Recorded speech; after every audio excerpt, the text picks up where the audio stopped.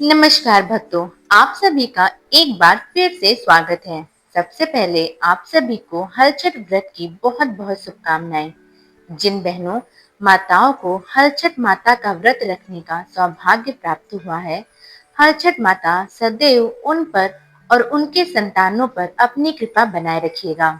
और जिन बहनों को इस वर्ष ये व्रत रखने का अवसर नहीं प्राप्त हुआ है, छठी माता उनकी हर मनोकामना पूरी करें और अगले वर्ष उन्हें भी अपना व्रत रखने का सौभाग्य प्राप्त कराएं। भक्तों, अगर आपको हलषष्ठी माता की कृपा प्राप्त करना है तो उनकी कथा अवश्य सुनिए, क्योंकि हलछठ माता की कथा सुनने मात्र से ही हर मनोकामना पूर्ण हो जाती है और बिना कथा के श्रवण किए बिना आपका व्रत पूर्ण नहीं होता। तो चलिए, समय को बर्बाद ना करते हुए हम कथा को सुनते हैं। ये कथा महाभारत काल से जुड़ी है। एक बार युधिष्ठिर ने भगवान श्री कृष्ण से बहुत दुखी होकर कहा, हे देवकी नंदन, सुभद्रा अपने पुत्र अभिमन्यु के मरने के बाद शोक संतप्त है और अभिमन्यु की पत्नी उत्तरा के गर्भ का शिशु अश्वत्थामा ने ब्रह्म अस्त्र की तेज से गर्भ को निस्तेज कर दिया है। द्रौपदी भी अपने 5 पुत्रों के मारे जाने से दुखी है। हे केशव, इसलिए इस महादुख से मुक्ति पाने का कोई उपाय बताइए। तब भगवान श्री कृष्ण ने कहा, युधिष्ठिर, यदि उत्तरा मेरे बताए इस अपूर्व व्रत को करे तो गर्भ का निर्देश शिशु पुनर्जीवित हो जाएगा। ये व्रत जो भाद्रपद की कृष्ण पक्ष की षष्ठी पर भगवान शिव पार्वती जी, गणेश जी और स्वामी कार्तिकेय जी की विधि विधान द्वारा पूजन पुत्र पौत्र की अल्पायु और शोक के महादुख से मुक्ति देने वाला है। इस व्रत के संदर्भ में श्री कृष्ण भगवान ने राजा युधिष्ठिर को गाथा सुनाई कि पूर्व समय में सुभद्र नाम का एक राजा था, जिसकी रानी का नाम सुवर्णा था। राजा रानी को हस्ती नाम का एक पुत्र था। एक बार राजकुमार हस्ती धाय माय के साथ गंगा जी स्नान करने गया।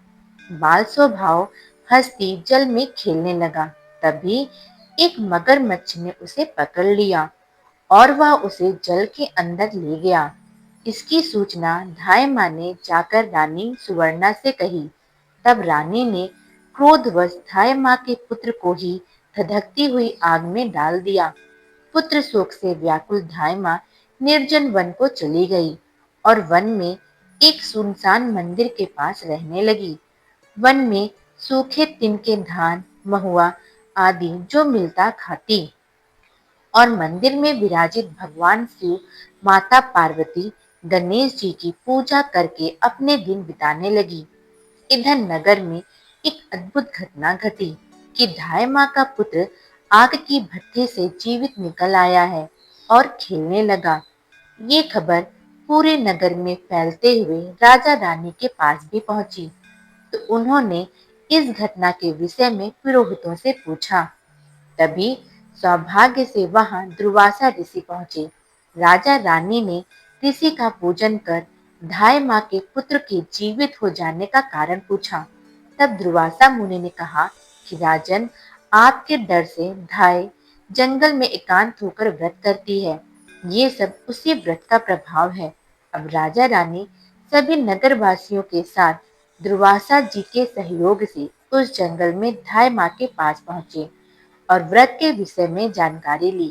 तब धाय माँ ने कहा कि राजन, मैं पुत्र शोक से दुखी होकर यहाँ रहने लगी और यहाँ व्रत ग्रहण कर भगवान शिव, माता पार्वती, गणेश जी और स्वामी कार्तिकेय जी का पूजन करके सूखे तिनके धान्य, महुआ आदि खाकर रहती हूँ।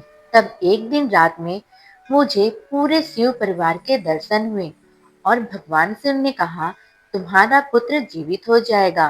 भगवान शिव ने मुझे ऐसा वरदान दिया। अब रानी ने व्रत की विधि विधान को पूछा।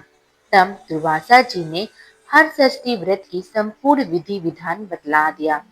राजा रानी ने हर षष्ठी व्रत की महिमा जानकर इस व्रत को किया।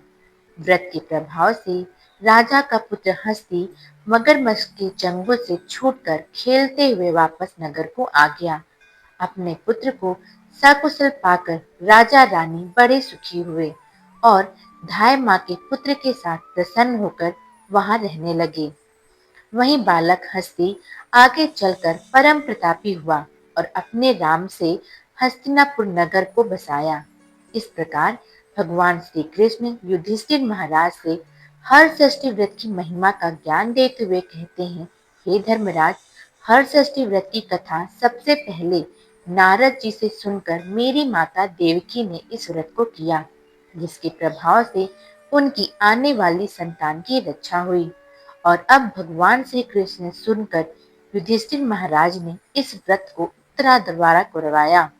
व्रत के प्रभाव से उत्तरा का अश्वत्थामा द्वारा नष्ट हुआ गर्भ पुनः जीवित हो गया और प्रसव के बाद बालक का जन्म हुआ, जो बाद में राजा परीक्षित के नाम से प्रसिद्ध हुए।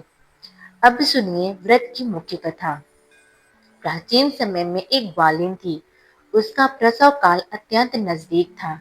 एक और वह प्रसव पीड़ा से व्याकुल थी, दूसरी ओर उसका मन यानी दूध दही बेचने में लगा हुआ था।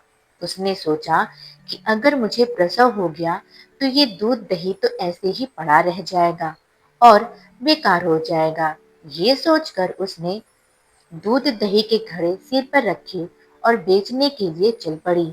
किंतु थोड़ी ही दूर पहुंचने पर उसे अत्यंत तीव्र पीड़ा शुरू हो गई। वह एक झरबीड़ी की ओट में चली गई और वहां से उसने एक स्वस्थ बच्चे को जन्म दिया। वह बच्चे को वहीं छोड़कर पास के गांव में दूध दही बेचने चली गई। संयोग से उस दिन हल षष्ठी थी। गाय भैंस के मिश्रित दूध को केवल भैंस का दूध बताकर उसने सीधे साधे गांव वालों को बेच दिया। उधर जिस झरबेरी के नीचे उसने बच्चे को छोड़ा था, उसके पास ही के खेत में एक किसान हल चला रहा था। अचानक उसके बैल भड़क उठे और हल का फल शरीर में घुसने से वह नवजात बालक मर गया। इस घटना से किसान बहुत दुखी हुआ, फिर भी उसने हिम्मत और धैर्य से काम लिया।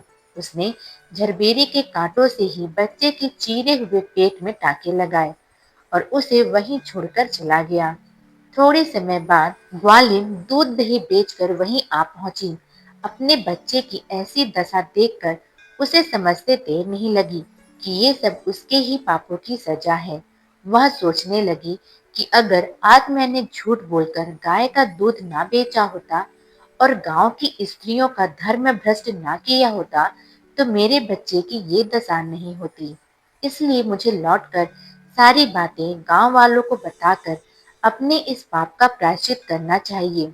ऐसा निश्चय कर कर वह उस गांव में वापस पहुंची, जहां उसने दूध दही बेचा था। अब वह गली गली घूमकर अपनी करतूत और उसके फलस्वरूप मिले दंड का बखान करने लगी। तब सभी स्त्रियों ने उस पर रहम खाकर उसे क्षमा कर दिया और उसे आशीर्वाद दिया।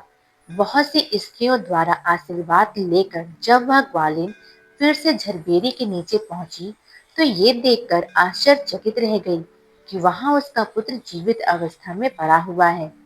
तभी उसने झूठ बोलने को ब्रह्म हत्या के समान समझा और कभी झूठ ना बोलने का प्रण लिया। ये थी व्रत की कथा। तो भक्तों, आपको ये कथा कैसे लगी कमेंट बॉक्स में जरूर बताइएगा और माता रानी की कृपा आप पर बनी रहे इसलिए वीडियो को लाइक भी कर दीजिएगा और चैनल में नए हैं तो चैनल को सब्सक्राइब भी कर लीजिएगा। मिलते हैं एक और वीडियो के साथ, तब तक के लिए धन्यवाद।